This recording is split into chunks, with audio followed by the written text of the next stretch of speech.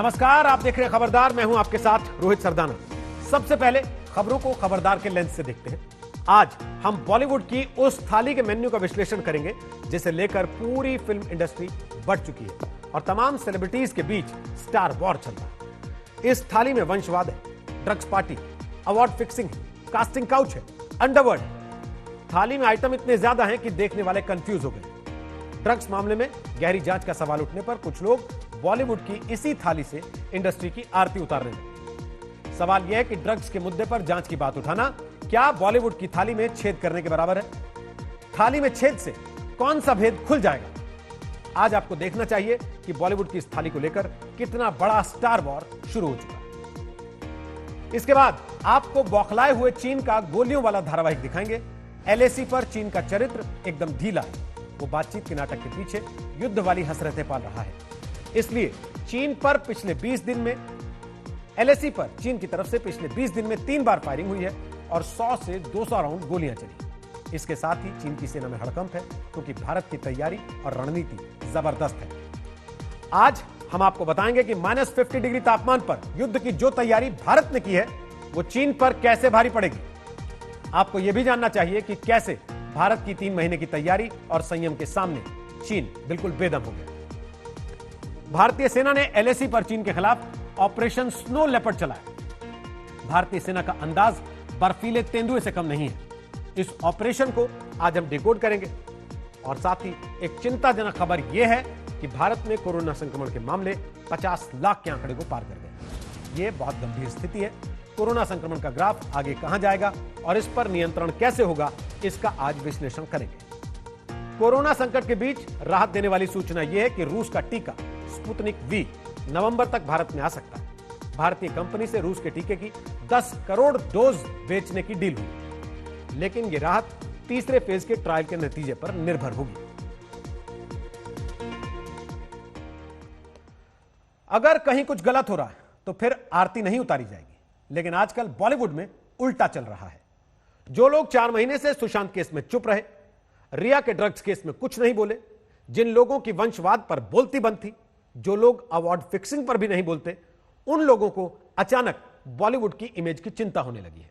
जैसे ही जया बच्चन ने बॉलीवुड का बचाव किया, यह डिफेंस लीग एक्टिव हो गई। ये लोग बॉलीवुड की आरती उतारने लगे और बॉलीवुड की थाली को पवित्र बताने लगे।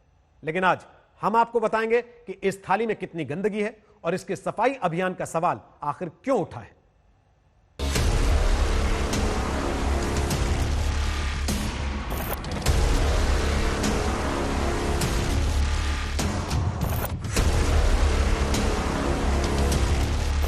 जया बच्चन थाली लेकर बॉलीवुड की आरती उतार रही, मानो बॉलीवुड से पवित्र कोई नहीं। इस पर कोई बात नहीं कर सकता, कोई उंगली नहीं उठा सकता। इससे इमेज खराब होती है। जो उंगली उठा रहा है वो थाली में छेद कर रहा है। ऐसी थाली को हम छेदना जरूर चाहते हैं, यहाँ पर मेरी युवा पीढ़ी, मेरी इंडस्ट्री के लोग, मेरे देश के बच्चे बर्बाद हो, नशेड़ी बने, तड़प तड़प के मरें, रिहैब सेंटर्स जाना पड़े या तो सुसाइड के लेवल पे चला जाए।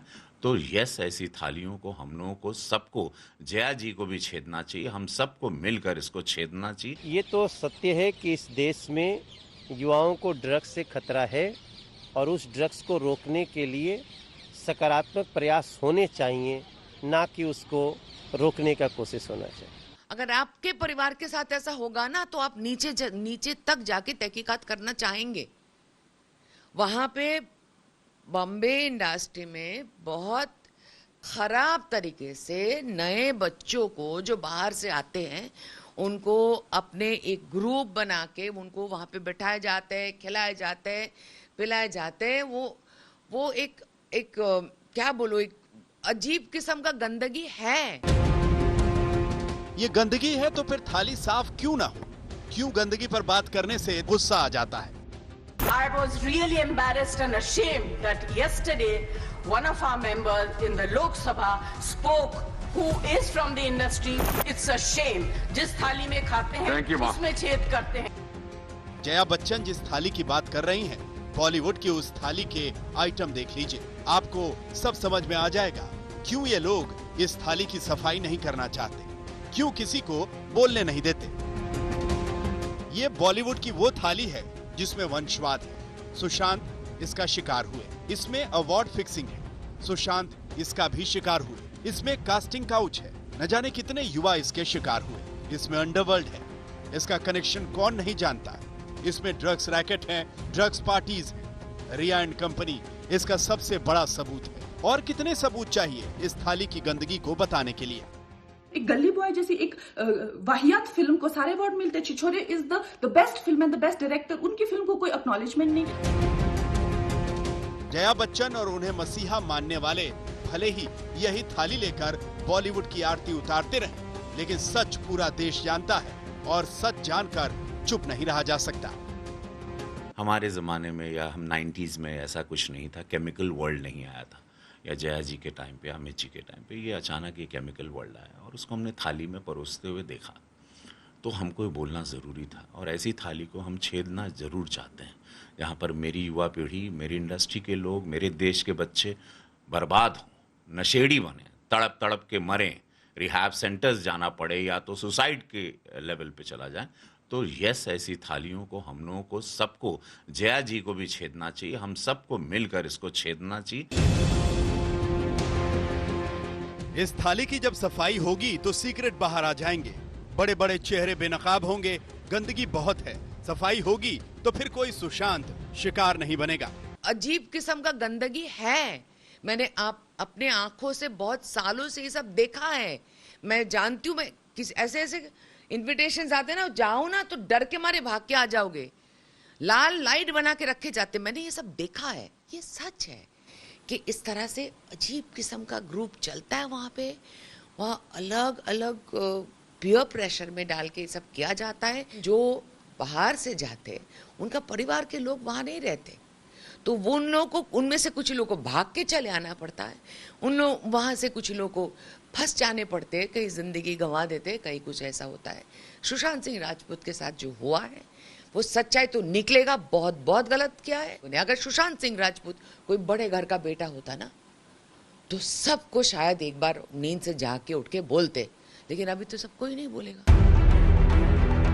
ठीक यही बात कल कंगना ने जया बच्चन से पूछी थी कि आखिर सुशांत और कंगना की जगह पर जया बच्चन के घर का कोई होता तो क्या तब भी वो ऐसी ही बातें करती।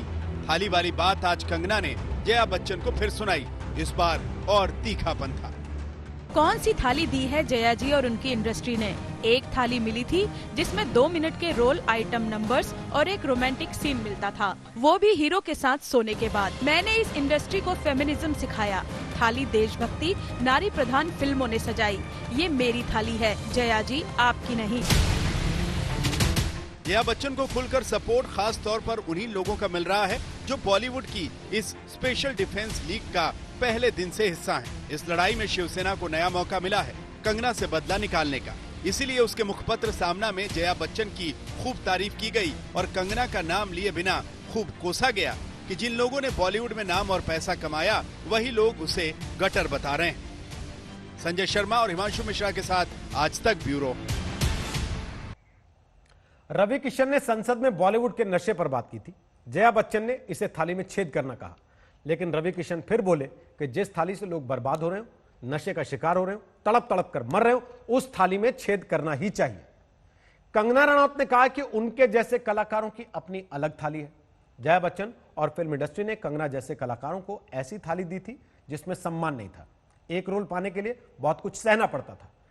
इस बीच बॉलीवुड का बचाव करने के लिए आज उर्मिला मातोंडकर भी उतरी और उन्होंने कंगना के संस्कारों पर ही सवाल उठा दिए। नशा फूक कर है बढ़ी, किसकी अब तक शान, बॉलीवुड का हित यही, समझो ध्यान लगाए, सभी नशे से मुक्त हो, ऐसा हो उपाय भैया, वीर शिवा की भूमि पर, वीर शिवा की भूमि पर बंद करो ये पाप, मर्यादा का जन्म हो तभी मिटेगा ताप।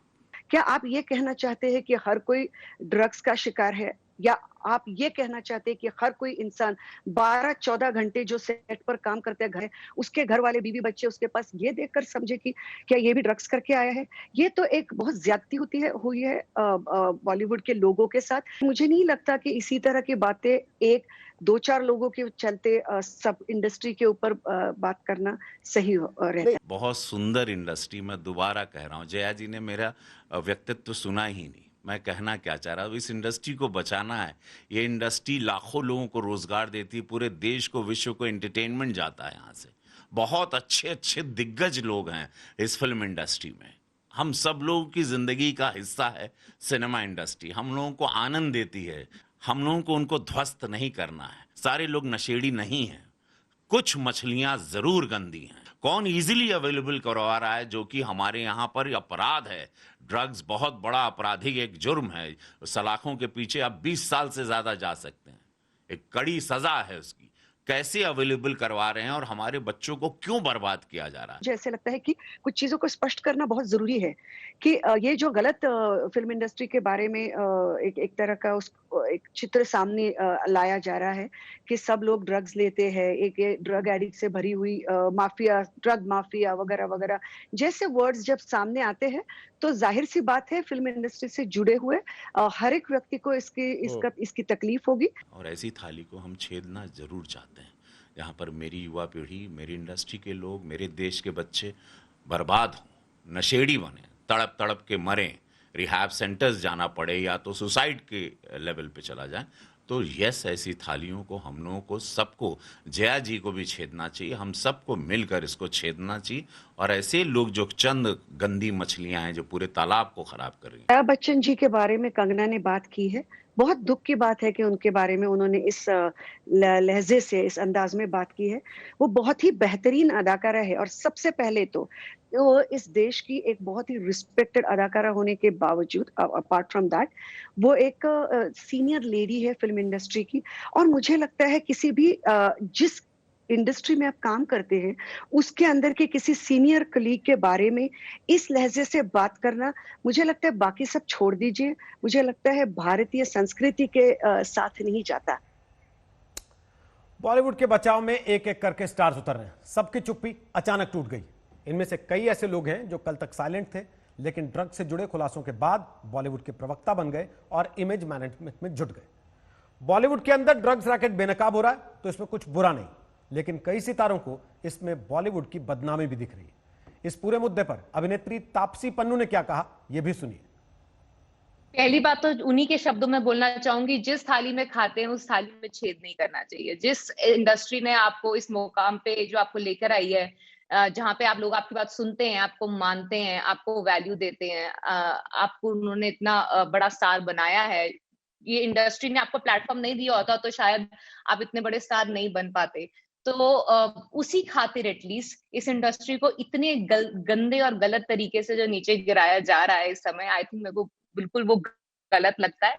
ये किसने कहा कि अब डार्कर साइड सामने आ रही है? अरे आप अगर बॉलीवुड का रिकॉर्ड देखें तो फिल्म इंडस्ट्री के कितने कलाकार और कितने लोगों की कितने क्राइम्स एंड ऐसे केसेस जो सामने आए हैं, कितने तो सेंटेंस सर्व भी किया है जेल के अंदर। तो कोई नई बात नहीं है। गलत और सही लोग हर इंडस्ट्री में होते हैं, जिस तरह से बॉलीवुड में है। तो उसके अंदर ये कहना तो गलत होगा ना कि पूरी की पूरी बॉलीवुड ड्रग्स करने लग गई है। अगर आपके कुछ लोग खराब है, वो तो हर इंडस्ट्री में होते हैं ना। बात यह है कि जो लोग बोल रहे हैं वो उन लोगों को बड़ा स्टार मानना नहीं चाह रहा, और जिनको बड़ा स्टार मानना चाहते हैं वो लोग बोल नहीं रहे हैं। तो अब मैं उनका तो जिम्मा ले नहीं सकती हूँ कि वो क्यों नहीं बोल रहे हैं। मेरे लिए जया मैम एक बहुत बड़ी स्टार है और उन्होंने पार्लियामेंट में खड़े होके हमारी इंडस्ट्री को डिफेंड किया है। आई थिंक वो बहुत बड़ा मोमेंट था। उनकी स्पीच देख के मुझे बहुत अच्छा लगा तो मैंने ट्वीट किया। अब बाकी लोग क्यों नहीं बोल रहे हैं उसके लिए तो हमें लगता है कि अलग से एजेंसी बिठा देनी चाहिए कि क्यों नहीं बोल रहे हैं। आज हेमा मालिनी से भी पूछा गया कि वो रवि किशन और कंगना के साथ हैं या फिर जया बच्चन और उनके समर्थकों के साथ। हेमा मालिनी ने इस सवाल पर खुलकर तो बात नहीं की, लेकिन ये जरूर मानती हैं कि ड्रग सिस्टम का सफाया होना चाहिए और बॉलीवुड को भी बदनाम नहीं किया जाना चाहिए। हेमा मालिनी से आज तक ने एक्सक्लूसिव बात की। हेमा जी, कुछ चीजें सामने आई हैं और रवि किशन जी ने भी यही कहा कि पिछले कुछ सालों से बॉलीवुड में ड्रग का प्रचलन बढ़ा है। इवन जो फिल्म स्टार्स पार्टियां करते हैं उसमें भी ड्रग्स सप्लाई की जाती है, ड्रग्स सर्व की जाती है। जबकि जया बच्चन ने कहा कि जिस थाली में खाते हैं उसमें छेद करते हैं, शर्म की बात है। तो आप जया बच्चन की बात से इत्तेफाक रखते हैं, रवि किशन की बात से इत्तेफाक रखती हैं? दोनों में कौन सही है? अभी मैं आई एम नॉट ए जज और एनीवन टू से कि कौन सही है कौन गलत है। दोनों का इरादा यही था कि ये हमारे बॉलीवुड का बदनाम ना हो। अगर ये ड्रग का जो हो रहा है, जो हर जगह हो रहा है, हर जगह होने की वजह से उसका असर डेफिनेटली बॉलीवुड में भी जो पड़ा हुआ है उसको हटाना चाहिए, निकालना चाहिए उसको जल्द से जल्द। जो it is not the entire Bollywood is bad, entire Bollywood is such a beautiful, it's an art and culture का एक इंडस्ट्री है, इतने लोगों को वो जॉब देता है। how many people are living on this Bollywood? ऐसा इंडस्ट्री कहाँ है और कहीं है नहीं। इतने such a beautiful, glamorous and a very beautiful, dignified industry है ये। वो अभी आजकल जो ड्रग जो सिस्टम जो चल रहा है जिसकी वजह से यहाँ पे भी थोड़ा बहुत जो आया हुआ है उसको हटाना बहुत जरूरी है। मैं सरकार से भी यही प्रार्थना करूंगी कि जल्द से जल्द इन सब चीजों को ठीक कर दिया जाए। That is all I have to say. मुझे और ज्यादा कुछ बोलना नहीं, लेकिन बॉलीवुड को बदनाम मत करो। जी हेमा जी, आप करीब 50 साल से इस इंडस्ट्री में हैं। क्या आपके जमाने से ये ड्रग चलता था या अभी कुछ सालों से प्रचलन बढ़ा है बॉलीवुड के अंदर? कभी हमने कभी सुना ही नहीं ड्रग के बारे में, ड्रग के विषय में कोई जानता भी नहीं है। हम लोग इतना hard working people, we are all very very hard working. 2-2, 3-3 page का डायलॉग दिया जाता है तो हम लोग 1 सेकंड में उसको याद करके बोलते हैं। अगर आप ड्रग करते हैं तो is it possible to do all this thing? ये कर सकते हैं? अपने आप को खूबसूरत दिखाना है तो क्या ड्रग हो या इवन ड्रिंक्स करो तो कर सकते हैं। We all have a very disciplined life. It is very important to lead a proper life. Proper exercise करो एंड योगा करो, and then only you can look good. You see the artist on the screen, they are looking beautiful. So many girls are looking so pretty. How they are looking? If they take drug, do you think they can look nice? Impossible. The drug जो test करना चाहते हैं, जो try करना चाहते हैं, try करने के बाद उसकी आगे की जिंदगी क्या है? कुछ नहीं है, बर्बाद है।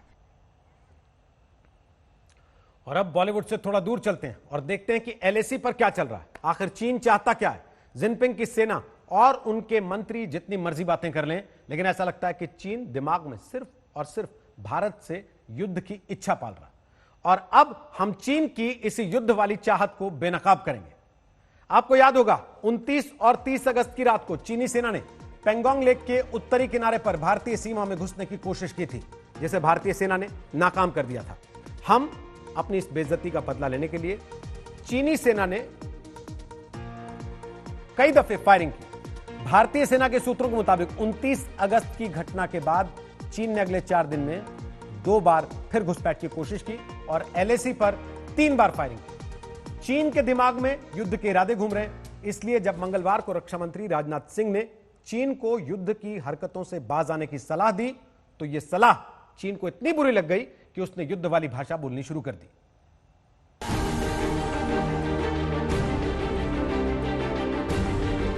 हमारे बहादुर जवानों ने जहां संयम की जरूरत थी वहां संयम रखा तथा जहां शौर्य की जरूरत थी वहां शौर्य प्रदर्शित किया है।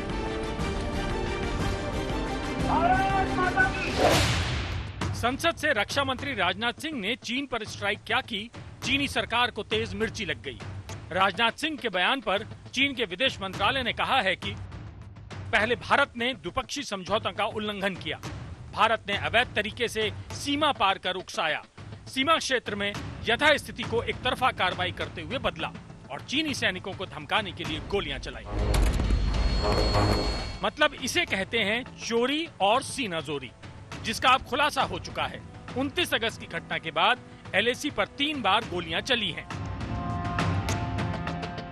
पहली बार 29 से 31 अगस्त के बीच पेंगोंग झील के दक्षिणी छोर पर, दूसरी बार 7 सितंबर को मुखपारी हाइट्स इलाके में और तीसरी बार 8 सितंबर को पेंगोंग झील के उत्तरी छोर पर। पूर्वी लद्दाख में पेंगोंग झील के उत्तरी छोर पर दोनों तरफ से 100 से 200 राउंड हवाई फायर हुए थे, जो चीन की ही बौखलाहट का नतीजा थे। क्योंकि 29 अगस्त की रात को भारतीय सेना ने जिस तरह से चीनी सैनिकों को खदेड़ा था, चीनी सेना उसका बदला लेना चाहती थी। लेकिन भारतीय सेना तब तक LAC की ऊंची चोटियों पर कब्जा करके बैठ चुकी थी, जिसकी वजह से चीनी सैनिकों को LAC पर कोई भी हरकत करना मुश्किल हो गया। जिसके बाद चीन ने कई इलाकों में सैनिकों और हथियारों की तैनाती बढ़ा दी थी। एक दूसरे के सैनिकों को रोकने के लिए दोनों तरफ से हवा में गोलियां चलाई गई थी। हालांकि 7 और 8 सितंबर की घटनाओं पर कोई आधिकारिक बयान नहीं आया, लेकिन ये घटनाएं इस बात का सबूत हैं कि एलएसी पर भारतीय सेना की मजबूत पोजीशन से चीनी सेना के हौसले पस्त हो चुके थे। इसलिए जब 10 सितंबर को मॉस्को में भारत और चीन के विदेश मंत्रियों की मुलाकात हुई तो चीन ढीला पड़ गया। मैं अपने चाइनीज काउंटर पार्ट से 4 सितंबर को मॉस्को में मिला और उनसे हमारी इन डेप्थ डिस्कशन भी हुई। मैंने स्पष्ट तरीके से हमारी चिंताओं को चीनी पक्ष के सामने रखा, जो उनकी बड़ी संख्या में ट्रूप्स की तैनाती और उनका एग्रेसिव बिहेवियर और यूनिलैटरल स्टेटस को बदलने की कोशिश से रिलेटेड था। मैंने यह भी स्पष्ट किया कि हम इस मुद्दे को शांतिपूर्ण ढंग से हल करना चाहते हैं और हम चाहते हैं कि चीनी पक्ष हमारे साथ मिलकर काम करे। वहीं हमने अध्यक्ष महोदय यह भी स्पष्ट कर दिया कि हम भारत की सॉवरेंटी और टेरिटोरियल इंटीग्रिटी की रक्षा के लिए पूरी तरह से डिटरमिन्ड हैं। चीन भारत पर समझौता तोड़ने के आरोप लगा रहा है, लेकिन वो खुद ही है जो भारत को युद्ध के लिए उकसा रहा है। फिर चाहे वो एलएसी पर लगातार फायरिंग की घटनाएं हों, भारतीय जमीन पर अतिक्रमण की कोशिशें हों या एलएसी पर सैन्य अभ्यास के प्रोपेगेंडा वीडियोज, चीन के एक्शन उसकी जबान का साथ नहीं दे रहे हैं। ऐसा लगता है कि भारत और चीन के बीच में तनाव काफी बड़ा हुआ जा रहा है और आपस में फायरिंग के भी इंसिडेंट आए हैं। जिस प्रकार से देखने में आया 29 अगस्त को, 31 अगस्त को, 7 सितंबर को, 8 सितंबर को फायरिंग हुई है भारत और चीन के बीच में। मगर भारत पूरी तरीके से तैयार है। साउथ पैंगोंग में भारत ने पूरा अपना कब्जा ले लिया है। जब से भारतीय सेना ने एलएसी पर युद्ध के लिए मोर्चाबंदी की है, तब से चीन को समझ ही नहीं आ रहा है कि वो अब करे तो क्या करे, कहे तो क्या कहे। शायद इसीलिए अब दोनों देशों के बीच होने वाली आर्मी अफसरों की बातचीत भी टाल दी गई है। ब्यूरो रिपोर्ट, आज तक। वैसे चीन की बातों से लगता नहीं है कि वो एलएसी पर शांति चाहता है, इसलिए वो बार बार भारत के खिलाफ जहर उगल रहा है। चीन को लगता है कि सर्दियों में अगर वो युद्ध छेड़ेगा तो भारतीय सेना कमजोर साबित होगी, लेकिन यही सोच चीन पर भारी पड़ सकती है, क्योंकि भारतीय सेना ने लद्दाख में एलएसी पर मोर्चा संभाल लिया है और सर्दियों में चीनी सेना के मंसूबों को जलाने की तैयारी भी लगभग पूरी हो चुकी है। भारतीय सेना के साथ साथ आज तक की टीमें भी लद्दाख में एलएसी पर तैनात हैं और राष्ट्रीय सुरक्षा का ध्यान रखते हुए सेना की हर गतिविधि को कवर कर रही। अब हम आपको जो ग्राउंड रिपोर्ट दिखाने जा रहे हैं उसमें भारतीय सेना की तैयारियों के शोले हैं।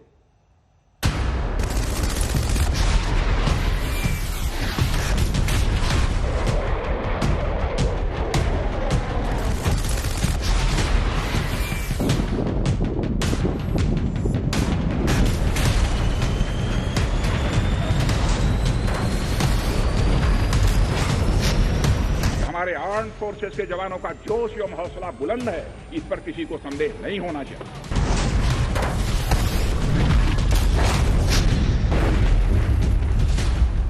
हम इस समय हैं एक आईटीबीपी की पेट्रोल पार्टी के साथ जो एक्सरसाइज कर रही है।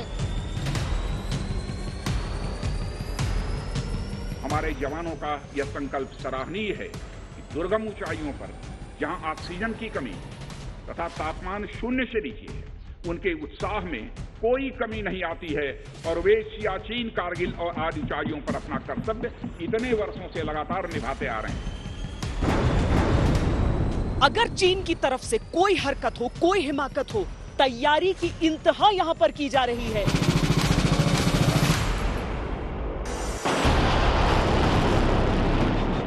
आसमान में उड़ान भरते भारतीय वायुसेना के फाइटर जेट्स,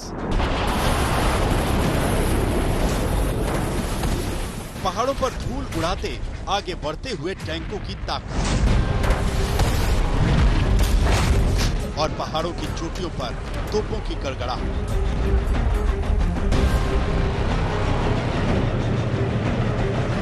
ये तो सिर्फ ट्रेलर है।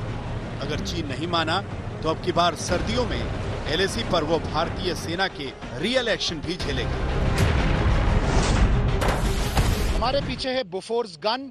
यहां पर इस वक्त जो हम देख रहे हैं कि कैसे भारतीय सेना इंश्योर कर रही है कि उसके सारे गन सिस्टम्स पूरी तरह से तैयार हों। बोफोर्स गन का भी ऐसा ही एक रिपेयर चल रहा है। रिपेयर्स चलने के बाद ये सारी गन सिस्टम्स जो हैं फॉरवर्ड एरियाज में ले जाए जा रहे हैं। बोफोर्स ने कारगिल की लड़ाई में 1999 में भी एक बहुत अहम रोल निभाया था।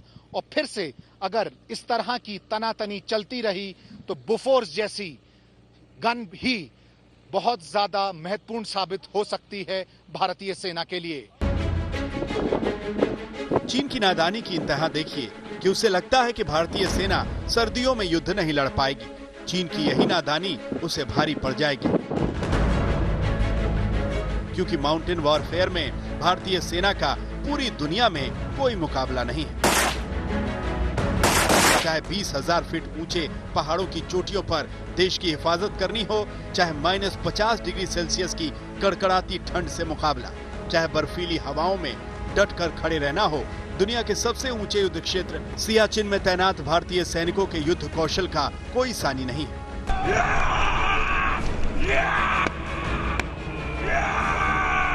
और अब सियाचिन में तैनाती का अनुभव रखने वाले भारतीय सेना के जवान भी लद्दाख में एलएसी पर चीन को अपना युद्ध कौशल दिखाने के लिए तैयार हैं। सेना की इसी तैयारी को दिखाने के लिए आज तक भी एलएसी पर तैनात है।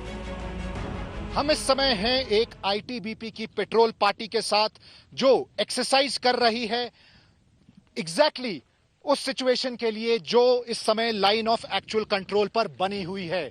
आप देख सकते हैं कैसे ये जवान एक माउंटेन टॉप की तरफ आगे बढ़ रहे हैं। यही हालात इस वक्त बने हुए हैं लाइन ऑफ एक्चुअल कंट्रोल पर, जहां भारतीय और चीनी सेनाएं आमने सामने हैं।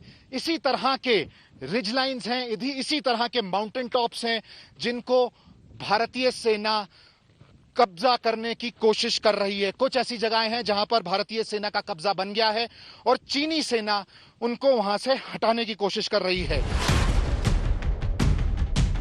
अगर चीन को लगता है कि वो सर्दियों में युद्ध लड़कर भारत से जीत जाएगा तो वो अपना ये शौक भी पूरा कर ले, लेकिन एक बार जरा भारतीय सेना की तैयारियों को भी देख ले।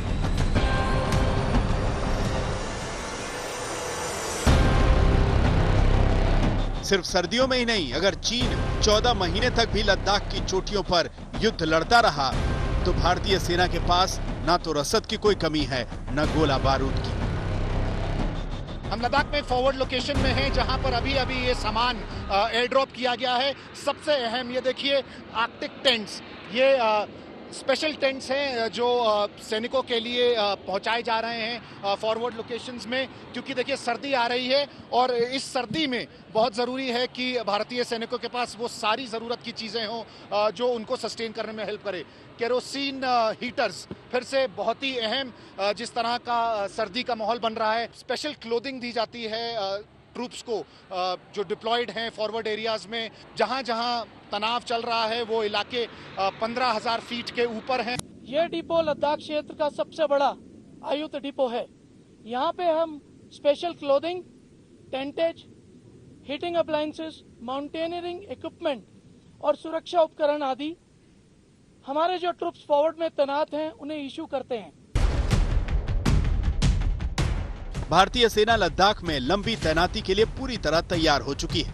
35,000 से ज्यादा सैनिक, तोप, गोला बारूद, भोजन, टैंक, कपड़े।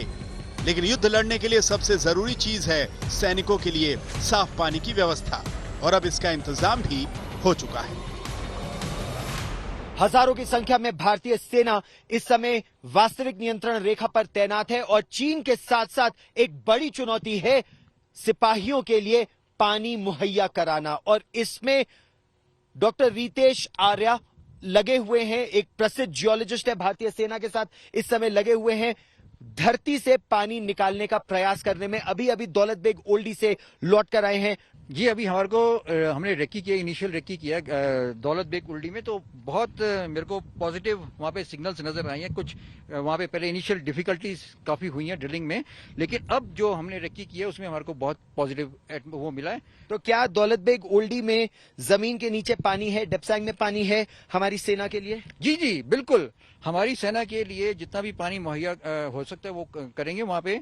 और अभी एक साइड पे तो सक्सेसफुल हो गए हैं वहाँ पे, और बाकी में भी जितना भी हमारी वहाँ पे डिप्लॉयमेंट है आने वाले टाइम में हम वहाँ पे सक्सेसफुली उनको पानी देने में कामयाब रहेंगे। अच्छा, ये बताइए, कई लोग ये पूछ सकते हैं कि यहाँ पर तो पहाड़ है, ग्लेशियर है, बर्फ पिघला के आप पानी ले सकते हैं, शोक नदी है, गलवान नदी है, चिपचाप नदी है, तो जमीन के नीचे से पानी निकालने की जरूरत। देखिए, जो जितनी भी आपने ये सरफेस वाटर रिसोर्सेज बोल रहे हैं, नदियां, ये सारी की सारी गर्मियों में तो सारा सिल्ट आ जाता है इसमें ग्लेशियर मेल्ट के कारण, और सर्दियों में फ्रीज हो जाती है। अब चीन तय कर ले कि वो भारत से युद्ध चाहता है या फिर शांति से मान जाता है। वैसे अब चीन से शांति की उम्मीद रखना बेकार है।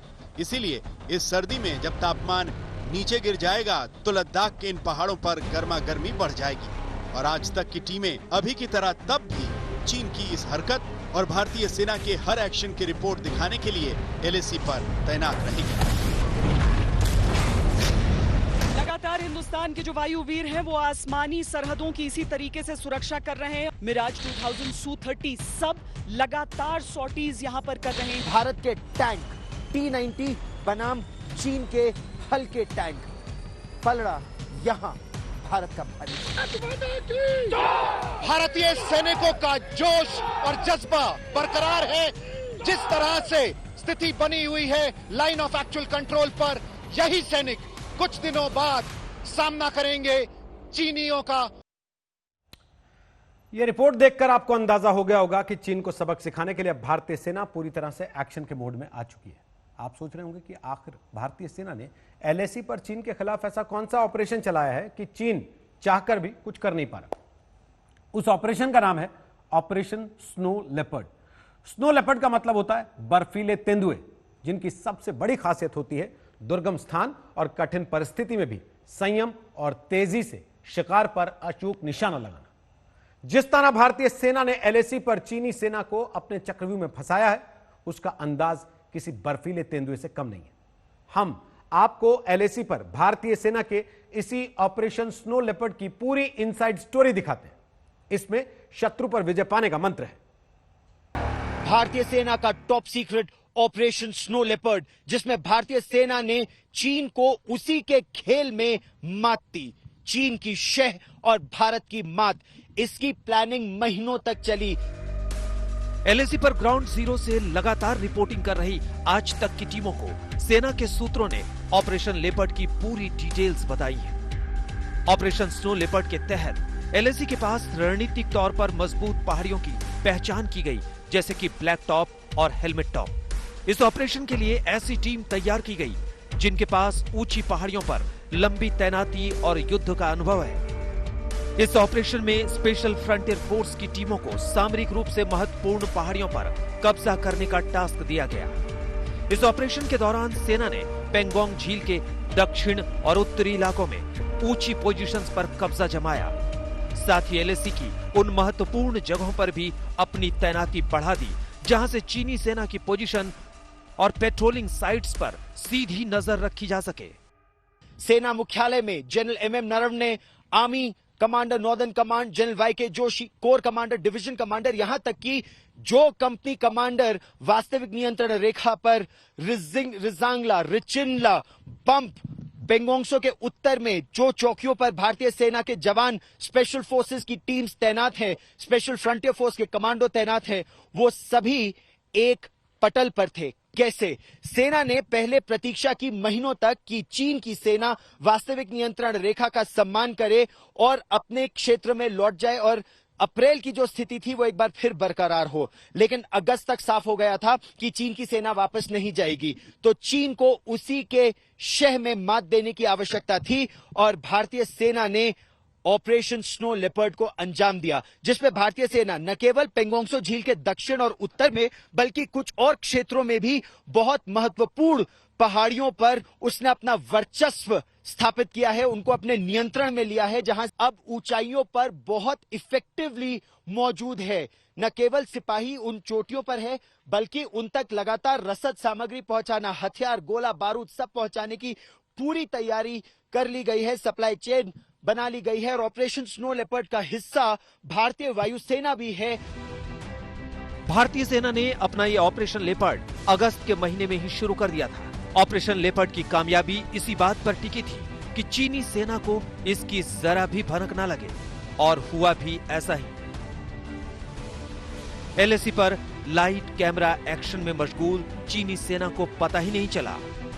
और भारत ने ऑपरेशन स्नो लेपर्ड के जरिए उसके लिए ऐसा चक्रव्यूह रचा कि जब चीनी सैनिकों ने 29 अगस्त की रात भारतीय सीमा में घुसपैठ की कोशिश की तो उसे भारतीय सैनिकों को देखकर वापस पीछे भागना पड़ा। जी, आपने बिल्कुल ठीक कहा। जो 29 अगस्त को प्रिएम्प्टिव ऑपरेशन किए थे, ये अपने ही किस्म में एक बहुत महत्वपूर्ण ऑपरेशन थे। इसके अंदर में किस तेजी से, किस प्लानिंग के साथ में, और देखिए ये चुनौती थी कि जिस प्रकार से पीएलए है और चाइना है, उनके ऊपर में कोई ट्रस्ट नहीं है, और सबसे बड़ी बात थी ये कि किस स्पीड से किया जाए, किस टाइम से किया जाए और किस मुस्तैदी से किया जाए। एलएसी पर भारतीय सेना के ऑपरेशन लेपर्ड का हिस्सा भारतीय वायुसेना भी बनी। इसके तहत एलएसी पर चोटियों पर कब्जा करने वाली सैन्य टीमों की सुरक्षा के लिए फाइटर जेट्स लगातार पेट्रोलिंग करते रहे और अब एलएसी पर भारतीय सेना चीन से युद्ध की तैयारियों में जुटी है। वो ऑपरेशन स्नो लेपर्ड का पार्ट 2 है, जिसने एलएसी पर भारत से युद्ध लड़ने के इच्छुक चीन का खेल बिगाड़ दिया है। अब प्रश्न ये उठता है, क्या यही वजह है कि चीन के कोर कमांडर जनरल लिन लियू बातचीत के लिए आगे नहीं आ रहे हैं, क्योंकि उन्हें पता ही नहीं चल रहा है कि अब क्या करें आगे? क्या चीन अब इस युद्ध को और आगे बढ़ाएगा या फिर चीन शांति की तरफ जाएगा? ये स्थिति अब अगले 2 महीनों में काफी हद तक साफ हो जाएगी। लेकिन एक बात तो साफ है, भारतीय सेना का top secret operation snow leopard सफल रहा है, लेकिन शांति आएगी या युद्ध होगा, ये आने वाला वक्त बताएगा। कैमरामैन कृपाल सिंह के साथ गौरव सावंत, लद्दाख, आज तक। तो कोरोना का रुख की खबर का रुख करते हैं, जिसके मामलों में भारत ने परेशान करने वाली ऊंचाई छू ली है। भारत का कोरोना ग्राफ 50 लाख के आंकड़े के पार चला गया। भारत में 50,20,359 सक्रिय मामले हैं, उनमें 20% से ज्यादा अकेले महाराष्ट्र से। कोरोना से कुल मौतों का आंकड़ा 82,066 तक पहुंच चुका है, जबकि ठीक हुए मामले 39,42,360। महाराष्ट्र में कुल कोरोना केस 10,97,856 हो चुके हैं, जबकि आंध्र प्रदेश में 5,83,925 मामले हैं। तमिलनाडु में 5,14,208 मामले हैं। कर्नाटक में 4,75,265 मामले हैं और उत्तर प्रदेश में 3,24,036 संक्रमित दर्ज हो चुके हैं। एक अच्छी बात यह है कि भारत में अब तक कुल टेस्टिंग 5,94,00,000 से ज्यादा हो चुकी है और 15 सितंबर को 11 लाख से ज्यादा लोगों की टेस्टिंग हुई। लेकिन भारत में कोरोना के सक्रिय केस जहां बड़ी तादाद में है, वहां के हालात चिंताजनक हैं। कुल सक्रिय केसों का 48.5% सिर्फ 3 राज्यों महाराष्ट्र, कर्नाटक और आंध्र प्रदेश में है। 24.5% सक्रिय केस देश के 6 राज्यों में। ये राज्य हैं यूपी, तमिलनाडु, छत्तीसगढ़, ओडिशा, केरल और तेलंगाना। जबकि 22% से ज्यादा सक्रिय केस 11 राज्यों से हैं। ये हैं दिल्ली, असम, पश्चिम बंगाल, एमपी, पंजाब, हरियाणा, जम्मू कश्मीर, राजस्थान, गुजरात, झारखंड और बिहार। कोरोना के ये आंकड़े चुनौती भरे हैं। हालांकि सरकार का दावा है कि भारत में कोरोना से लड़ाई मजबूत है, जबकि विपक्ष कोरोना विस्फोट को लेकर सरकार को घेर रहा है।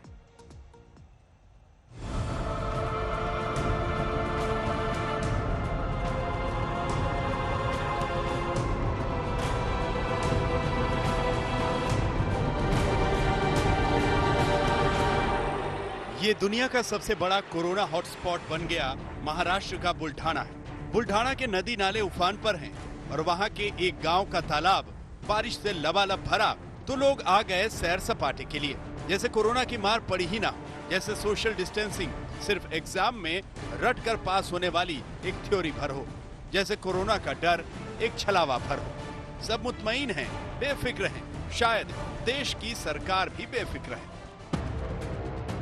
देश भर में कोरोना संक्रमित मरीजों की अब तक की तादाद 50 लाख की सीमा को लांघ चुकी है, लेकिन सरकार कह रही है कि देखो ना, हम कोरोना से कितनी मजबूत लड़ाई लड़ रहे हैं, एक फाइटर की तरह।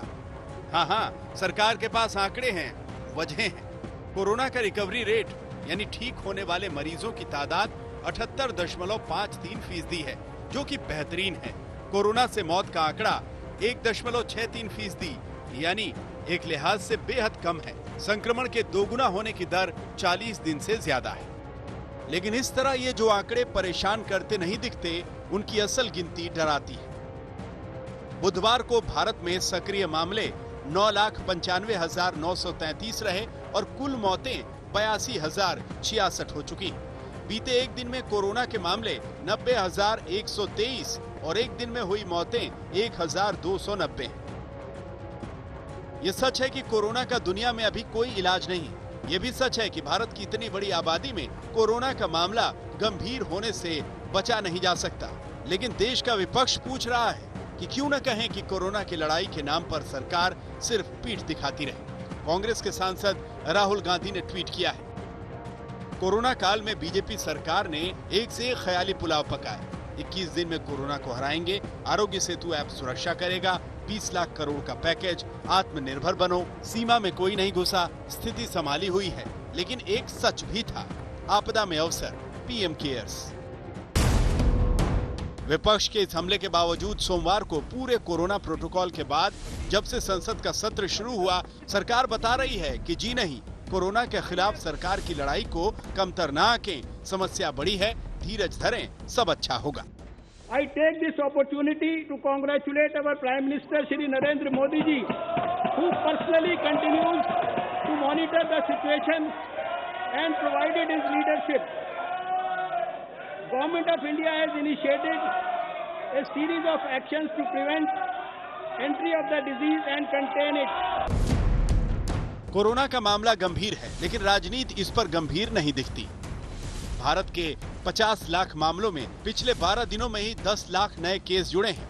अमेरिका के बाद भारत दुनिया का दूसरा देश है जहां 50 लाख कोरोना के केस पार हुए हैं। भारत में कोरोना के जो करीब 10 लाख सक्रिय केस हैं, उनमें 6% को ऑक्सीजन सिलेंडर की जरूरत है। लेकिन पहले से कमजोर स्वास्थ्य सुविधा वाला भारत कोरोना से कितनी भी मजबूत लड़ाई का दावा करे, उसके सामने विकराल संकट खड़ा है। संकट बड़ा है। बुल्ढाना से जाका खान के साथ आज तक ब्यूरो। कोरोना का संकट गंभीर है। हालांकि इस बीच रूस के कोरोना टीके से भारत में जल्दी राहत की उम्मीद बंधी है। भारत में कोरोना के 10 करोड़ टीके बेचने के लिए रूस के रशियन डायरेक्ट इन्वेस्टमेंट फंड ने डॉक्टर रेड्डीज लैब से करार किया। ये टीका नवंबर तक भारत में आ सकता है। आरडीआईएफ ने रूस के स्पुतनिक वी वैक्सीन के भारत में क्लिनिकल ट्रायल और वितरण के लिए डॉक्टर रेड्डीज लैबोरेटरी के साथ टाइप किया है। समझौते के मुताबिक रूसी कंपनी भारत में डॉक्टर रेड्डीज को 10 करोड़ टीके की आपूर्ति करेगी। आरडीआईएफ के सीईओ किरिल डिमिट्रिव के मुताबिक अगर ट्रायल सफल रहा तो ये टीका नवंबर तक भारत में उपलब्ध हो सकता है। आपको याद दिला दें कि रूस में 11 अगस्त को दुनिया में पहला कोरोना टीका लॉन्च किया गया था, जिसका नाम स्पुतनिक वैक्सीन रखा गया।